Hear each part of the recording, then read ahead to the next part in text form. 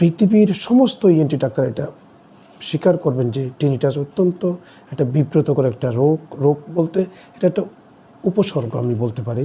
আউযু বিল্লাহি মিনাশ শাইতানির রাজিম, বিসমিল্লাহির রহমানির রহিম।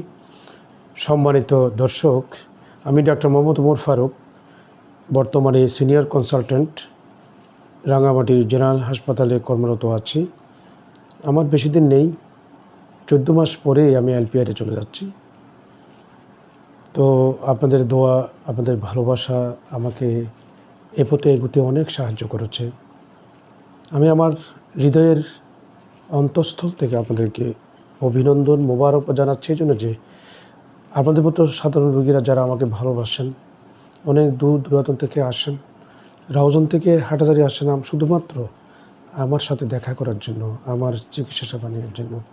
অথচ যানজট, গাড়ি পাই না, অনেক কষ্ট করে, অনেক গহীন জায়গা থেকে, দূর দূরান্ত থেকে, রিমোট এরিয়া থেকে এই সমস্ত রোগীরা আসেন আমার কাছে। আমি তাদেরকে চেষ্টা করি আমার সাধ্যমতো, আমার যতটুকু যা আছে তা দিয়ে যেন তাদের চিকিৎসা করতে পারি, সেই চেষ্টায় আমার অব্যাহত থাকে এবং এটা যেন আমি কন্টিনিউ করতে পারি, সেজন্য আপনাদের দোয়া আমার অত্যন্ত প্রয়োজন। কদিন বাঁচবো জানি না, জীবনে চলার পথে অনেক ভুল ভ্রান্তি, মানুষ তো ভুলের মধ্যে ডুবে আছে। হযরত আদম আলাইহিস সালাম তো ভুল করেছেন, কিন্তু আল্লাহর সাহায্য পেয়েছেন, আল্লাহর অনুগ্রহ পেয়েছেন। আমরা তো সেই হযরত আদমের সন্তান, আমাদেরকেও আপনারা ক্ষমাসুন্দর দৃষ্টিতে দেখবেন। আমি একটি বিষয় নিয়ে আজকে আপনার সাথে একটু আলোচনা করব খুব সংক্ষেপে। Tinnitus, TINNITUS। টিনিটাস শব্দটি অত্যন্ত মারাত্মক আমাদের ইএনটির জন্য, নাক কান গলার ডাক্তারদের জন্য। টিনিটাসটা অত্যন্ত বিব্রতকর একটা অবস্থা। আমাদের সম্মানিত রোগী সমাজ আমাদের কাছে আসে, কমপ্লেন করে, স্যার আমার দুই কানে শোঁ শোঁ শোঁ আওয়াজ করে, ঘুমোতে পারি না, কিছু কাজ করতে পারি না। আমি হলফ করে বলতে পারি এটি সারা বিশ্ববাসীর জন্য একটি অত্যন্ত বিব্রতকর পরিস্থিতির মধ্যে পড়তে হয়। এই সমস্ত রোগীরা আমরা কিছু তাদেরকে কিউরেটিভ না সাপোর্টিভ কিছু ট্রিটমেন্ট দিয়ে থাকি।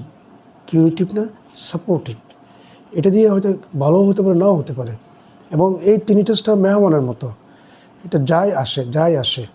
আমেরিকার মতো যেখানে উন্নত রাষ্ট্র, লন্ডনের মতো, জার্মানি, স্পেন, সেখানে রোগীরাও কিন্তু এই রোগে ভুগলে তারাও কিন্তু ভালো হয় না। এটা সর্বজনবিদিত সত্য কথা। পৃথিবীর সমস্ত ইএনটি ডাক্তার এটা স্বীকার করবেন যে টিনিটাস অত্যন্ত একটা বিব্রতকর একটা রোগ বলতে এটা একটা উপসর্গ আমি বলতে পারি, এটা উপসর্গ।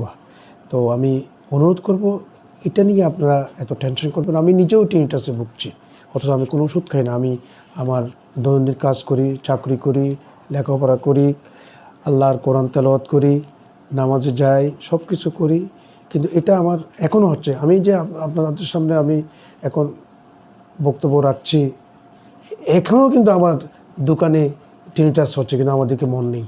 আপনাদেরকে খেয়াল করলেই কিন্তু এটা বেড়ে যাবে, খেয়াল করবেন না।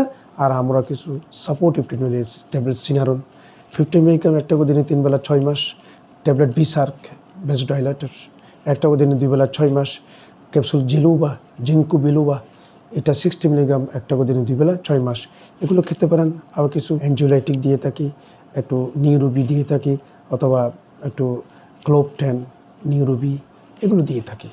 এগুলো সাপোর্টিভ ট্রিটমেন্ট, হয়তো ভালো হতেও পারে, নাও হতে পারে। তবে আপনি এটা নিয়ে কোনো টেনশনের কোনো দরকার নেই, কোনো বড় কোনো রোগ নেই, এটা নিয়ে কোনো ক্যান্সার হবে না অন্ততপক্ষে, এটা নিশ্চিত।